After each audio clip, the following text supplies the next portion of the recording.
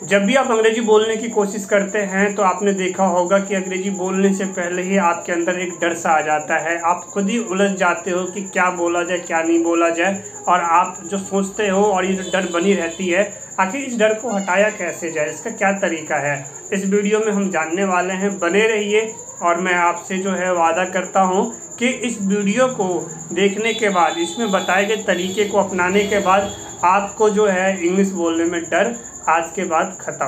ठीक, तो बने रहो वीडियो में, आगे बढ़ते हैं। मेरे साथ हाथ जोड़िए और बोलिए जय कालका मैया। मेरा नाम है वीरेंद्र गिरी। आज की वीडियो में आपका स्वागत करता हूं। आप नए हैं, चैनल को जरूर सब्सक्राइब कर लीजिए, क्योंकि इस तरह की स्टडी टिप्स स्पेशली इंग्लिश से रिलेटेड आपको यहां पे मिला करेगी। वीडियो को लाइक करें और शेयर करें। चलिए जल्दी से टॉपिक पे बढ़ते हैं और समझते हैं। देखिए, जब भी आप इंग्लिश बोलने की कोशिश करते हैं तो सबसे पहला प्रॉब्लम ये आ जाता है, आप ये सोचने लग जाते हो कि हम बोलेंगे तो गलत हो जाएगा तो दूसरे कोई जो सुनेगा वो बेइज्जती कर देगा, और वो आपको बार बार आपकी बेइज्जती करते रहेंगे कि आप इंग्लिश बोलने की कोशिश किया। यही सबसे बड़ी कमी हो जाती है। आपको ये सोचना है कि मुझे इंग्लिश बोलनी है, मुझे प्रैक्टिस करनी है। अगर कहीं मतलब कोई हमारी कोई बेइज्जती करता है इंग्लिश बोलने में, तो हम उसका बुरा नहीं मानेंगे, बल्कि हम उससे ये पूछेंगे कि आप मुझ पे हंस रहे हो, आप मेरी बेइज्जती कर रहे हो। अगर मैंने कुछ गलत बोला है तो मुझे बताओ कि मेरी गलती क्या है। और आपको ये पता है कि मैंने गलत बोला है या मुझे बोलना नहीं आ रहा, तो आप मुझे ये बताओ कि सही क्या है। फिर मुझे सही तरीका तो बताओ कि अगर मैंने गलत बोला तो उसका सही तरीका क्या है। अब यहाँ पे दो बातें हो सकती है।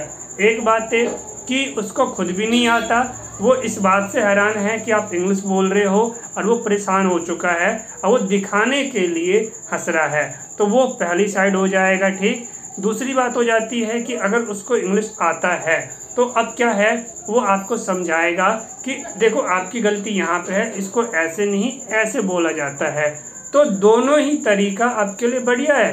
पहले तरीके में वो खुद ही साइड हो जाएगा, जिसको आता नहीं है, जो हंस रहा था। दूसरा तरीका जिसमें आपने उससे पूछा बताओ मेरी गलती क्या है, तो अब क्या होने वाला है, आपको कुछ नया सीखने को मिलेगा।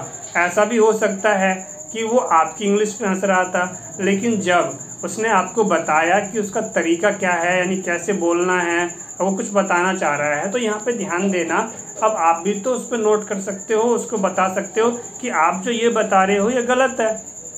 अगर उसने गलत बताया आपको लगता है, अगर वो कुछ बता रहा है, तो आप उनसे डिस्कस कर सकते हैं कि जो आपने बोला है इंग्लिश वो गलत कैसे है और उसने जो बोला है वो सही कैसे है।